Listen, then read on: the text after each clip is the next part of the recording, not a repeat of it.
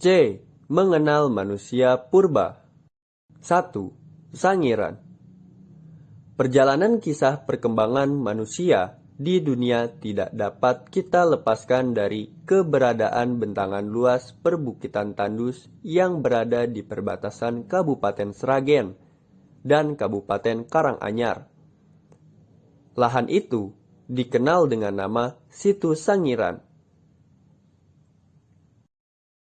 Di dalam buku Hari Widianto dan Truman Simanjuntak, Sangiran menjawab dunia. Diterangkan bahwa Sangiran merupakan sebuah kompleks situs manusia purba dari kala Pleistosen yang paling lengkap dan paling penting di Indonesia dan bahkan di Asia. Lokasi tersebut merupakan pusat perkembangan manusia dunia yang memberikan petunjuk tentang keberadaan manusia sejak 150.000 tahun yang lalu. Sangiran pertama kali ditemukan oleh P.E.C. Semuling tahun 1864 dengan laporan penemuan fosil vertebrata dari Kalioso, bagian dari wilayah Sangiran.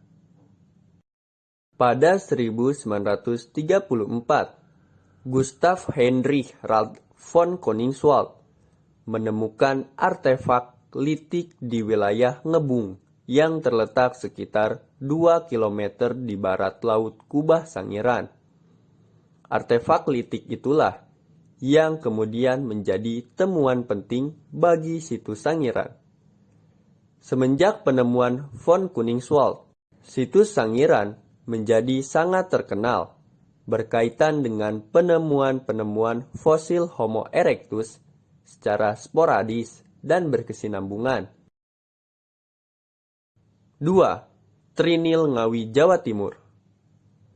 Sebelum penemuannya di Trinil, Eugene Du Bois mengawali temuan Pithecanthropus erectus di Desa Kedung Brubus, sebuah desa terpencil di daerah Pilang Kenceng, Madiun, Jawa Timur. Desa itu berada tepat di tengah hutan jati di lereng selatan Pegunungan Kendeng. Pada saat Du Bois meneliti 2 horizon atau lapisan berfosil di Kedung Brubus, ditemukan sebuah fragmen rahang yang pendek dan sangat kekar, dengan sebagian prageraham yang masih tersisa.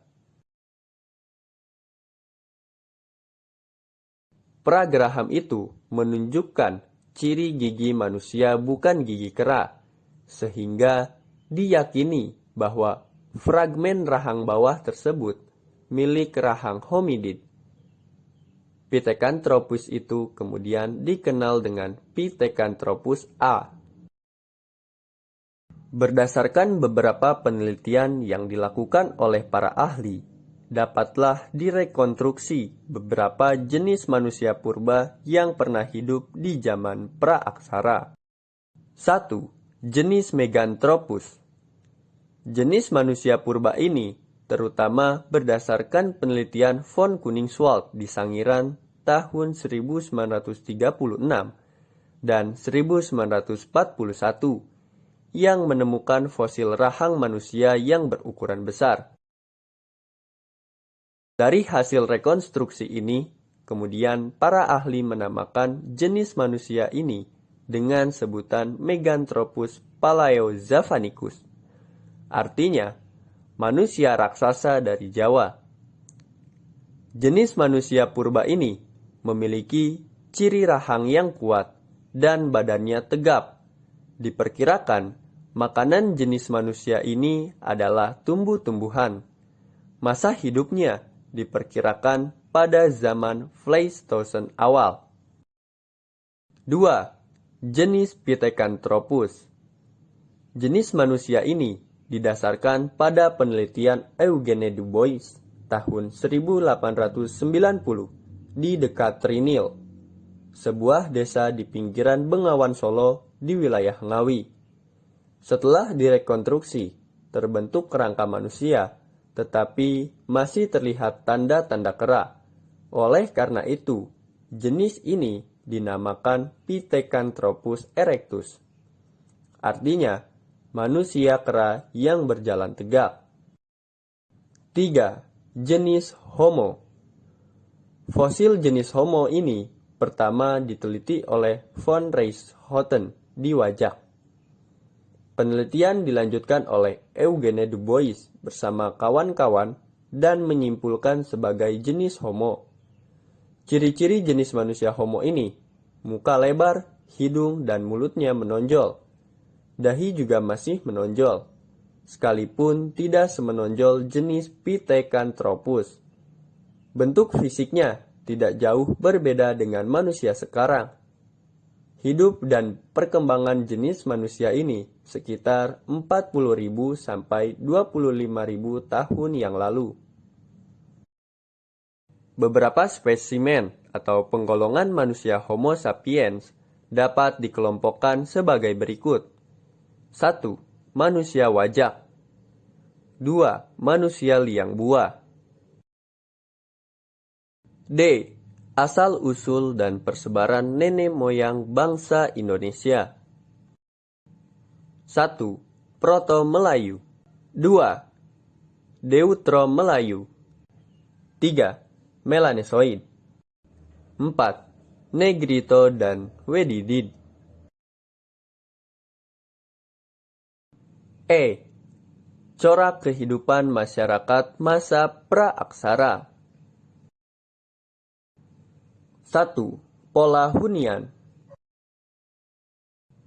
Dalam buku Indonesia dalam Arus Sejarah, Jilid 1, diterangkan tentang pola hunian manusia purba yang memperlihatkan dua karakter khas hunian purba, yaitu 1.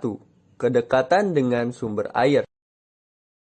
2. Kehidupan di alam terbuka.